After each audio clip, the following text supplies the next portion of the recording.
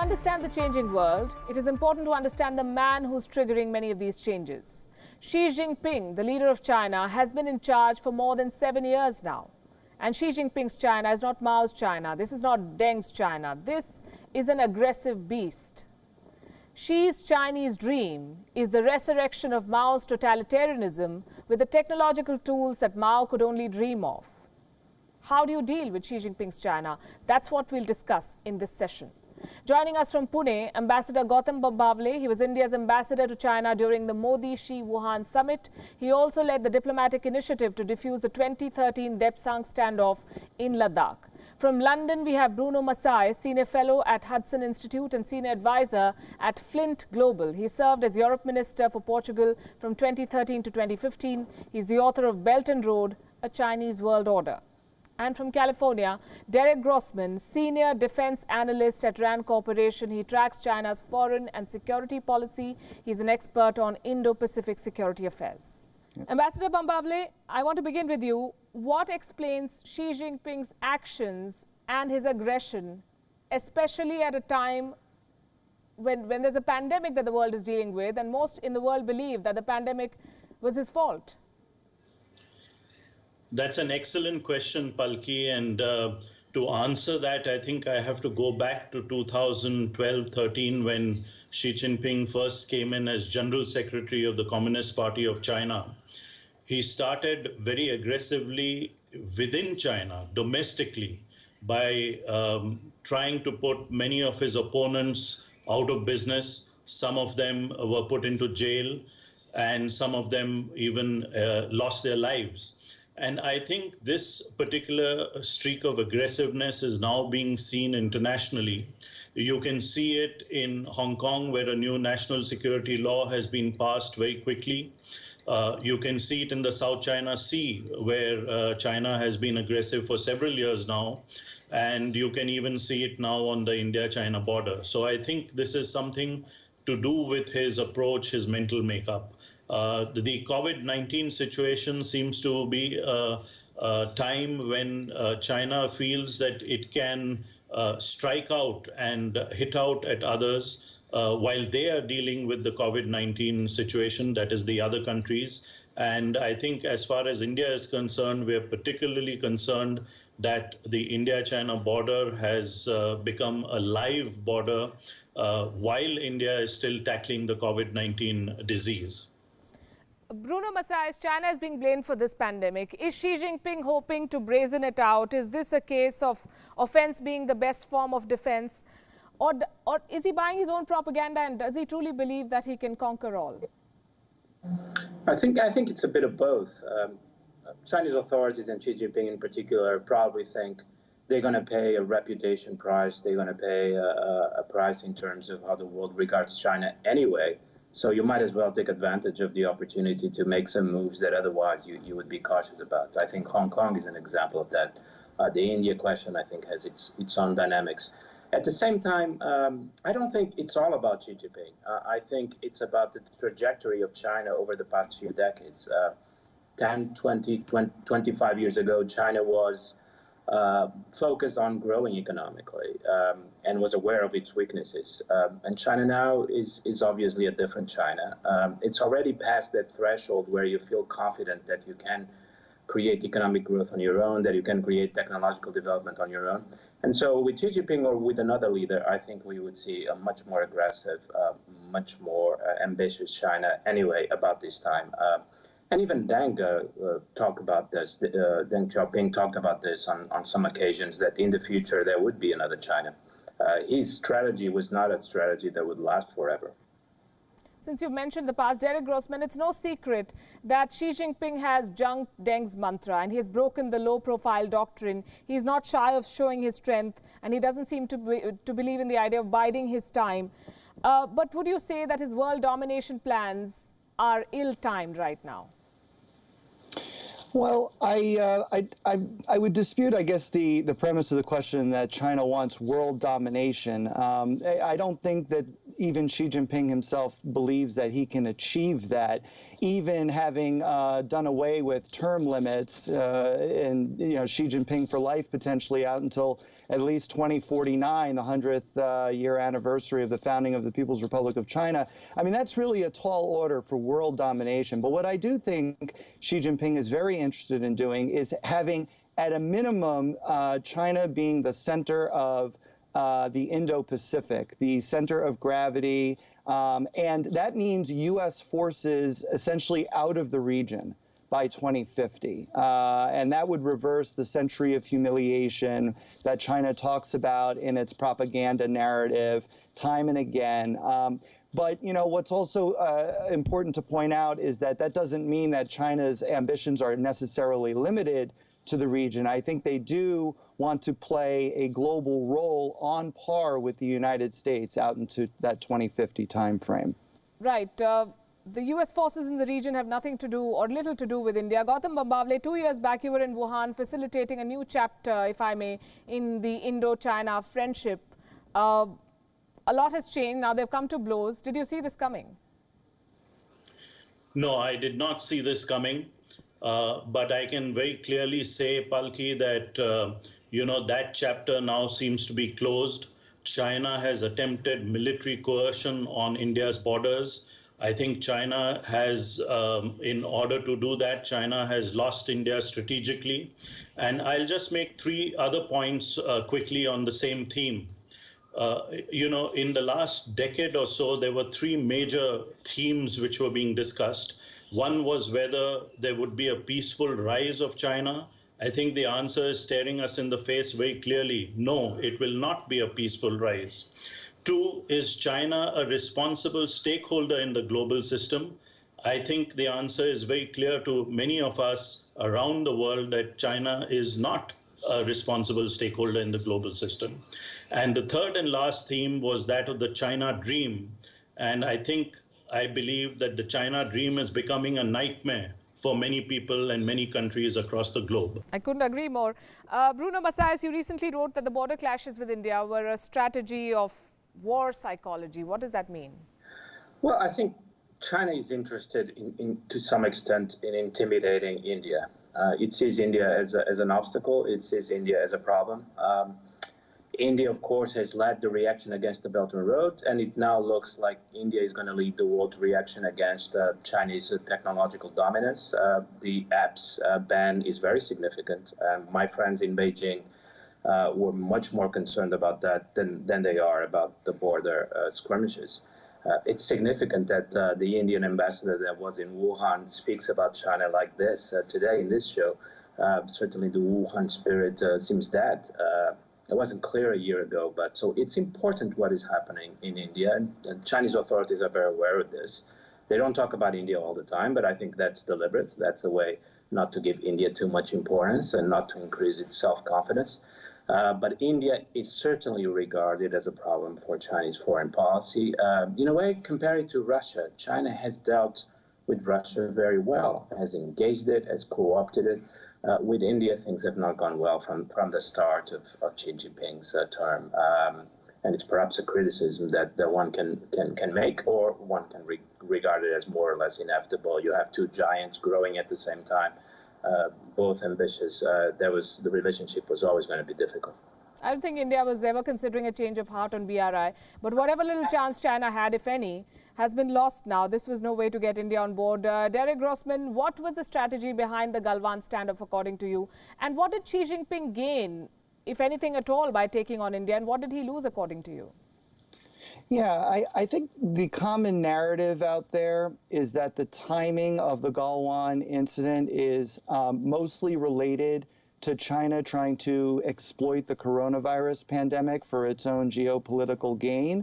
But the problem with that narrative is that there's simply no evidence available to support it. China has been engaged since Xi Jinping came to power in 2013.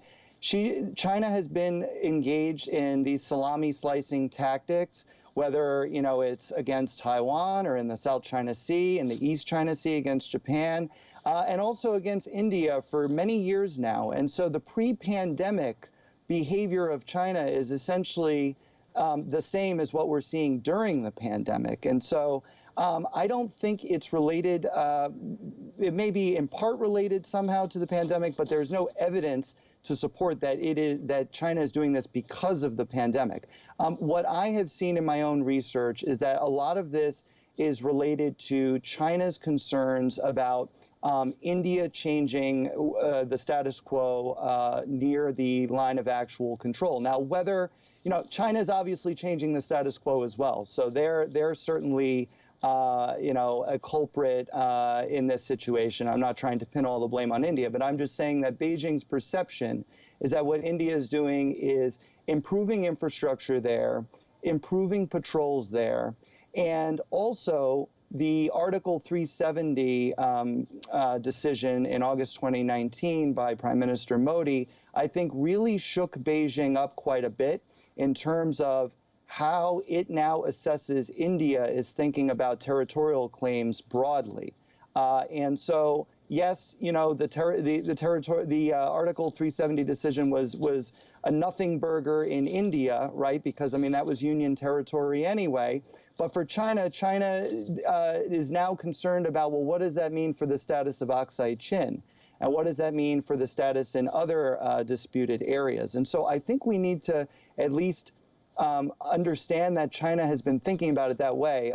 There's Dr. Ashley Tellis, who is a very esteemed analyst of India, who has said that Chinese interlocutors have been beating down his door recently, talking about cartographic aggression by India. So this is something that we have to at least consider as a possibility for the timing. I have so much to say about what you've said, but I'll let Gautam Bambavle do the talking for the moment. No, I think, Palki, what the Chinese have done this summer is something which is not something which happened in the past. We very often talk about the face-offs and the standoffs between the Indian Army and the Chinese Army of 2013 at Depsang, of 2014 at Chumar, 2016 at Doklam in Bhutan. But those were standoffs between patrols and smaller formations of the two armies. This time, the Chinese have come in strength.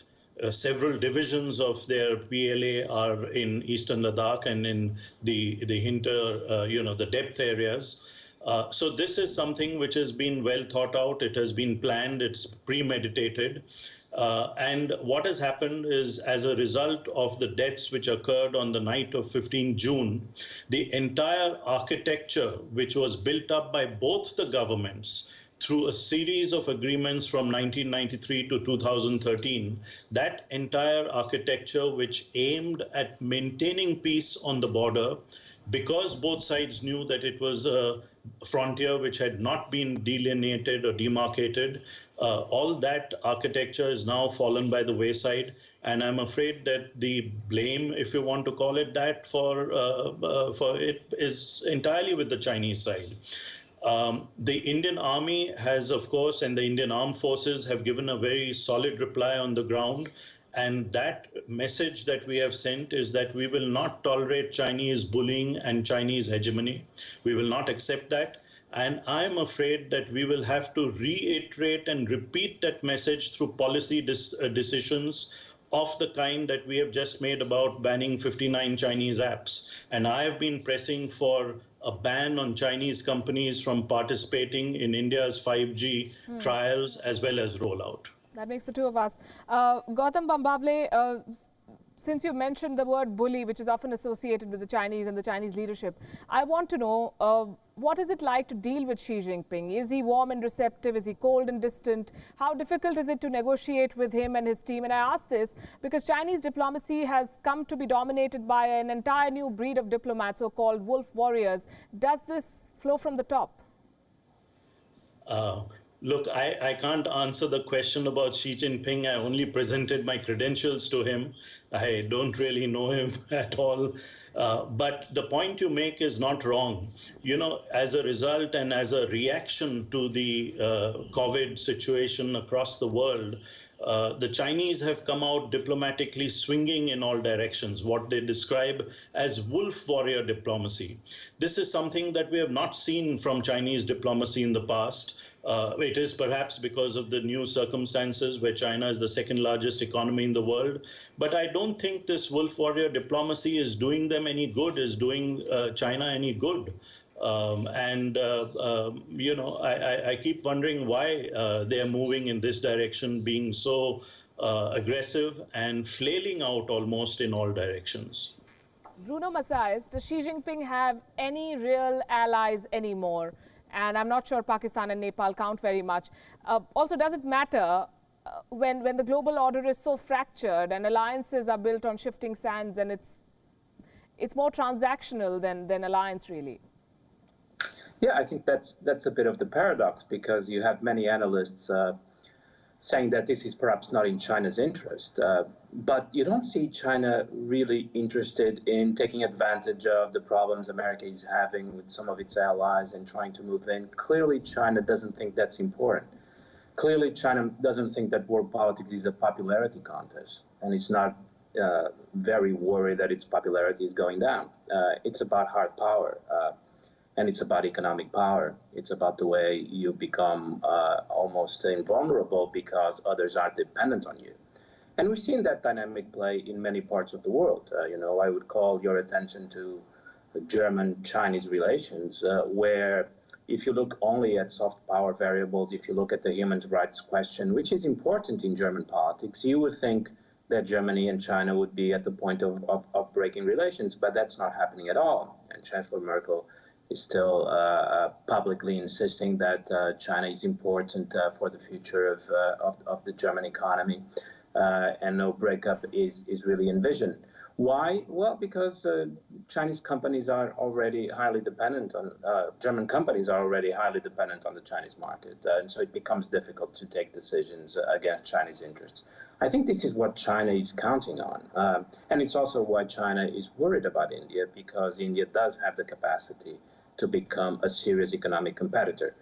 My theory is that what we saw happening in Galwan has a lot to do with movements which you saw in India about trying to take advantage of China's problems with the trade war and with COVID to perhaps attract some of the industrial chains to India.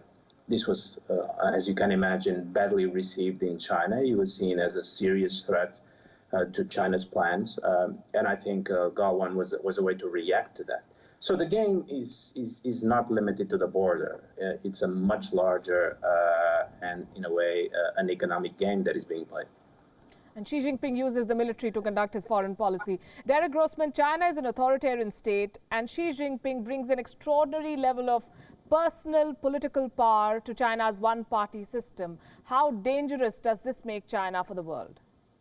Well, I mean, you're right. Authoritarian. I mean, if you look at the international relations, theory literature, I mean, authoritarian regimes tend to go to war more often. I mean, there's always a talk about how democracies never fight each other, right, or almost never fight each other. I think a lot of wars, unfortunately, are started by authoritarian governments. But that said, China also has a lot of other concerns on its plate that it has to deal with. I mean, for example, China is bordered by 17 different countries, and it has to keep an eye on all 17 countries, right? And the United States is not even one of those border countries. Of course, India is one, right? China now has a pretty severe economic downturn that it's going to have to address because of this coronavirus crisis. And so as those numbers continue to go down or stay the same, I mean, that expectations will not be met. And so we'll see if there's a domestic clamoring for some kind of change at the top.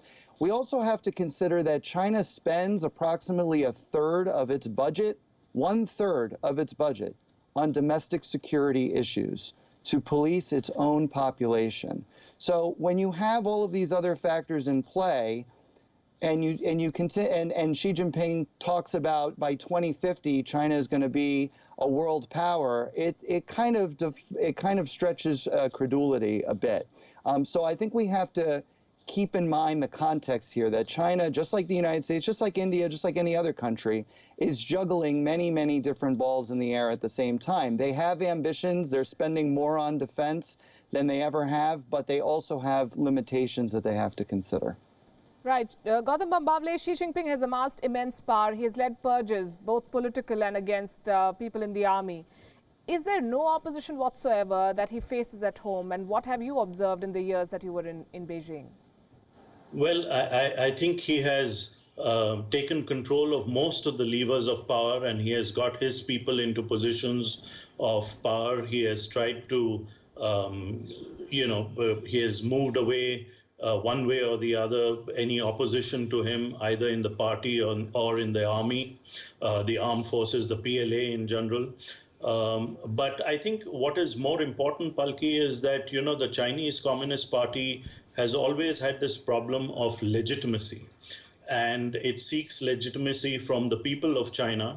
The current contract, the social contract, as most people know and most people argue, is that the party will deliver ever improving standards of living to the people, which it has for the last 40 years.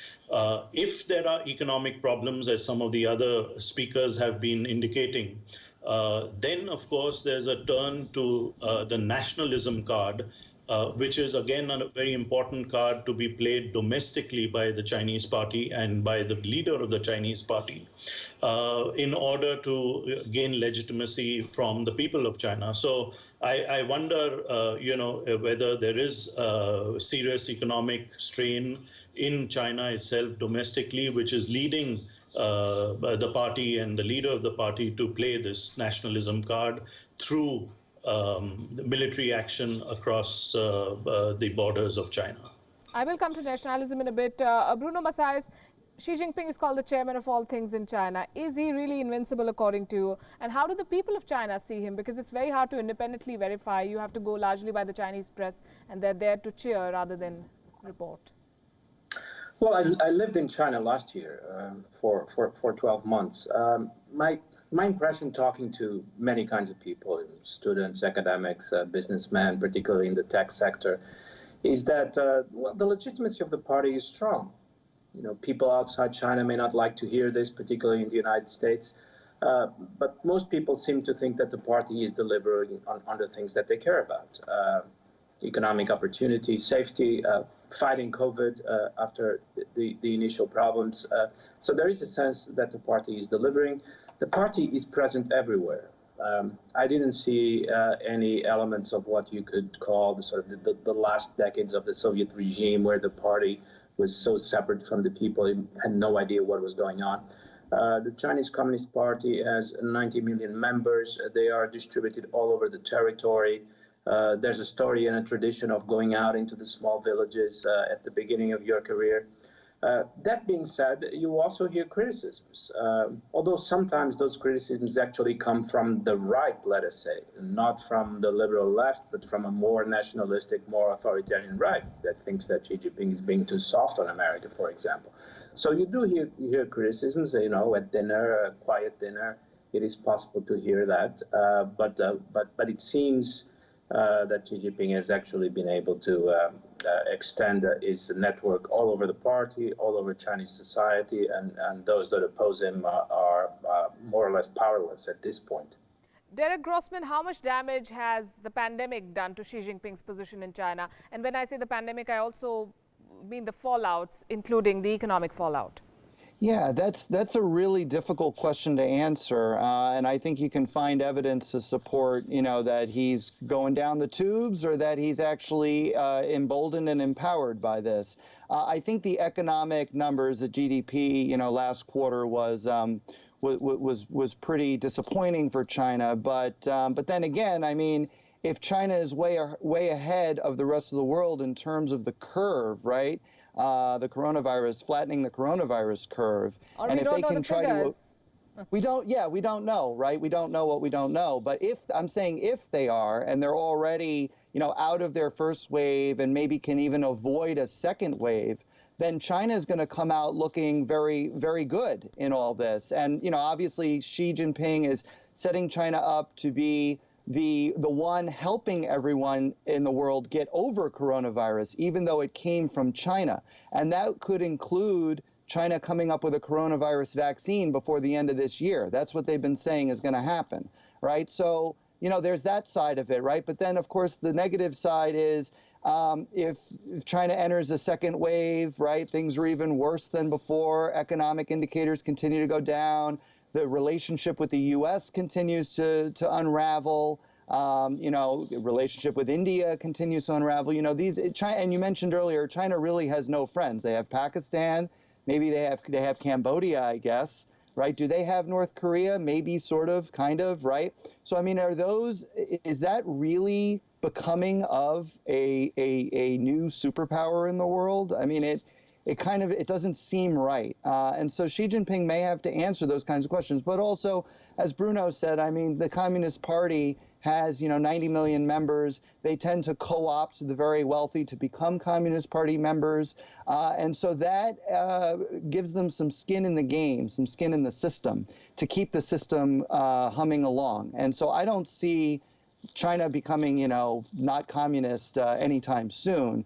But they may decide to get rid of Xi Jinping if everything goes in the wrong direction. But it's really difficult to tell, unfortunately. Gautam Bambawale, you spoke about nationalism. Xi Jinping has been talking about rejuvenation since the day he entered office, his own brand of nationalism. He's co-opted Confucius.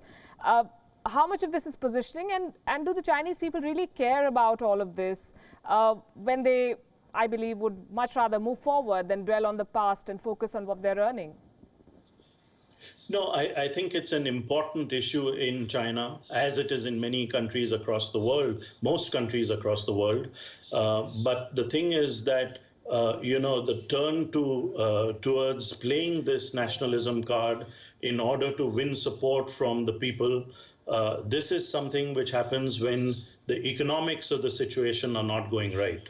I'm not saying I really don't know what's happening with the economic situation within China right now, especially in a post-COVID China. But if the economic situation is not as hunky-dory as is being made out to be, then, of course, there will be a need to play the nationalism card, which includes being muscular and aggressive in the South China Sea, possibly the East China Sea, Hong Kong, Taiwan, and on the India-China border.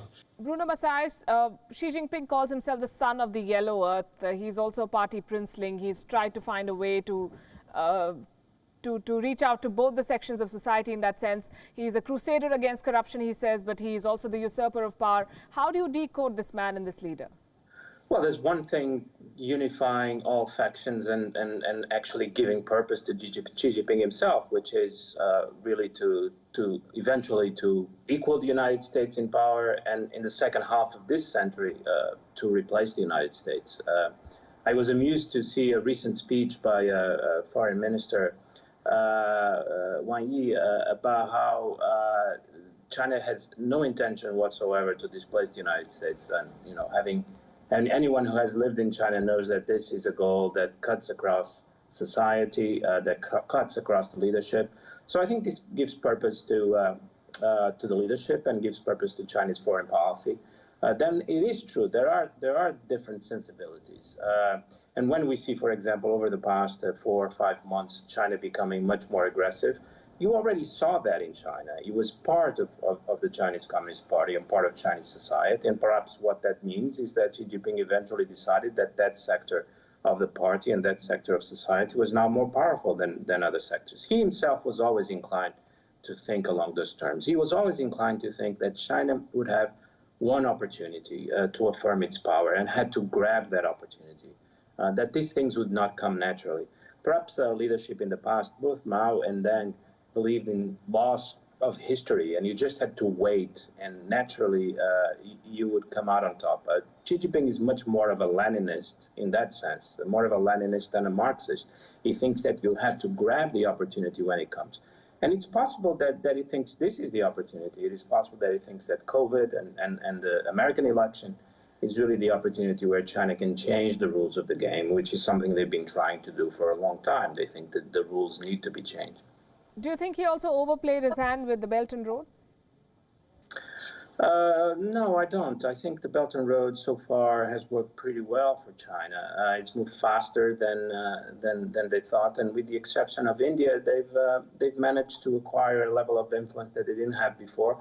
Part of it because of the sort of the hopes and expectations that Belt and Road creates, that lots of money is going to be available. It is true that China doesn't have allies, but when China needs to have a statement signed by a number of countries on Xinjiang or on Hong Kong, they can get 60 countries to sign a statement. Sometimes it's statements that you read the statement and you wonder how anyone could have signed it.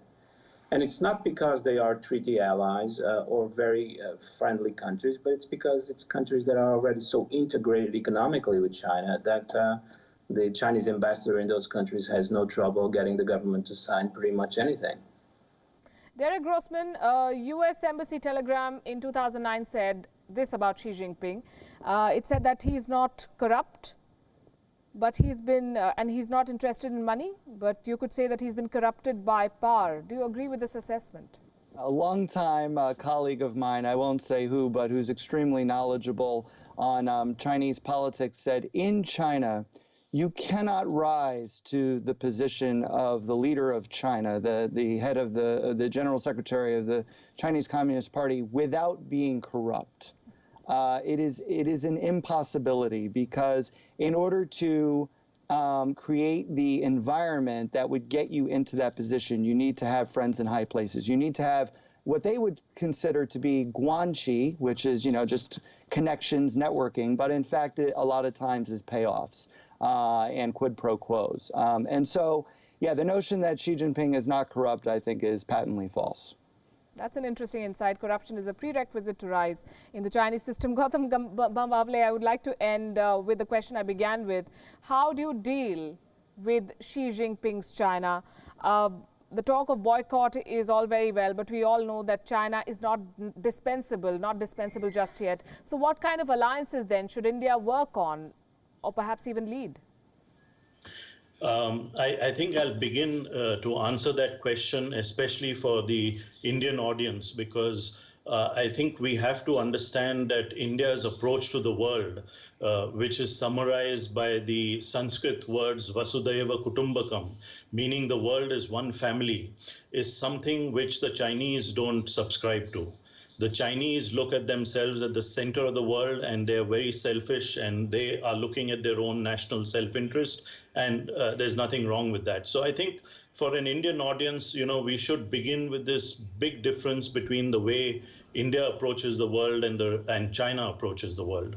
But to come back to your question, I would say that India is now, I believe, on the path where it will have to strengthen its partnerships with democracies across the world, including the United States, of course, but also Japan, Australia, perhaps countries like Indonesia, South Korea, and we will have to do this relatively quickly.